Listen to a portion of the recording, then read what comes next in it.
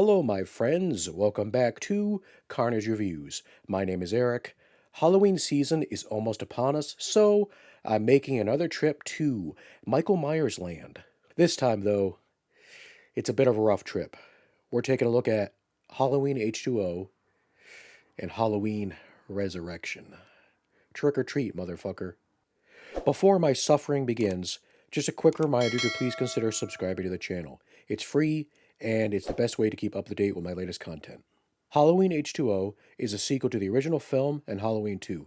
It ignores the events from 4, 5, and 6, pretty much just wiping out the whole Curse of Thorn story arc.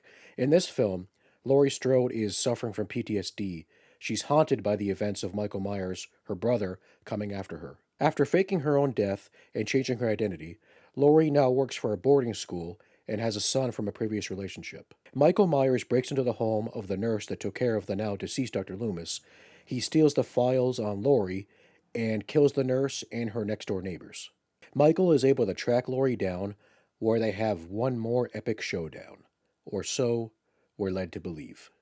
Halloween Resurrection opens with Laurie Strode now in an insane asylum after going crazy due to killing the wrong man, who she thought was Michael Myers, but it turns out that Michael swapped his clothes with a paramedic. I know it's as stupid as it sounds.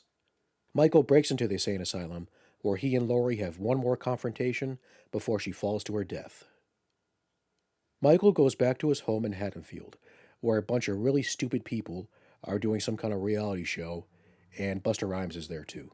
Trick or treat, motherfucker. Out of these two films, Halloween H20 is the best.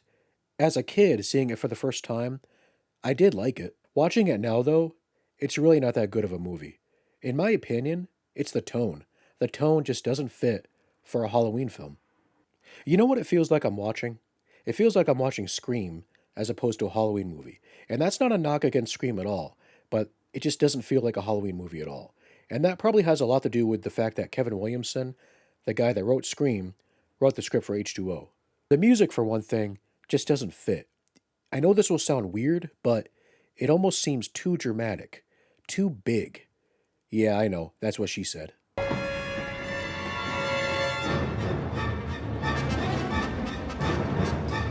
Another thing is the mask. And it's not even the look of the mask that I have an issue with, it's the fact that we can see Michael's eyes. What happened to, he had the blackest eyes, the devil's eyes?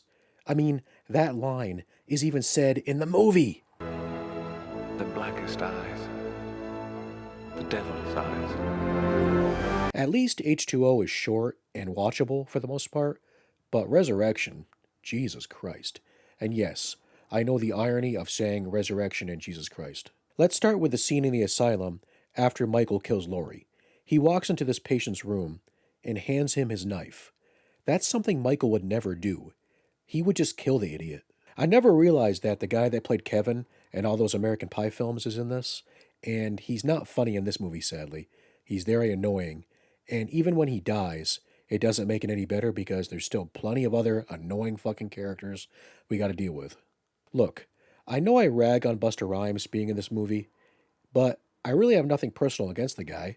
In fact, he's the only somewhat likable character in the entire film. And I have to admit, the scene with him dressed as Michael Myers is actually kind of funny. Over this motherfucker for you? And why the hell you dressed like me anyway? I ain't paying you to be Michael Myers. I'm playing Michael Myers. If them kids come around and see us dressed up in the same shit, you're gonna ruin the whole effect. Ah, damn it. My original plan was to watch both these movies twice before sitting down to record this video. I did do that with H20, but with Resurrection, I could only sit through it once. Once was enough. If anything, these two movies should show us why the Weinstein brothers and Dimension didn't deserve to have their greedy fucking hands on the Halloween franchise. You can include The Curse of Michael Myers in that list too, because even though the producer's cut is a significantly better film, the theatrical version, which the version that the Weinstein brothers approved, is fucking terrible. They put in all kinds of dumb shit, from the music to just the storyline. It was just bad. Both these movies are pretty bad, but I'd rather watch H20 on repeat while getting kicked in the nads over and over again than to ever sit through Resurrection again. For those that don't know, Halloween Resurrection was directed by Rick Rosenthal, who directed Halloween 2, which is probably the best sequel out of the original series, so it's too bad that Rick Rosenthal directed the best sequel and also the worst. So what do you guys think of these two films? Are they actually masterpieces and I'm just missing the point? Let me know in the comments. Also, if you enjoyed today's video, please tap that like button. Apologies for the video being a bit late. I hope you guys are all ready and excited for Halloween. Next week, I'll be looking at one more Halloween film, the Rob Zombie remake. Boy, it's going to be a long week. Take care, guys.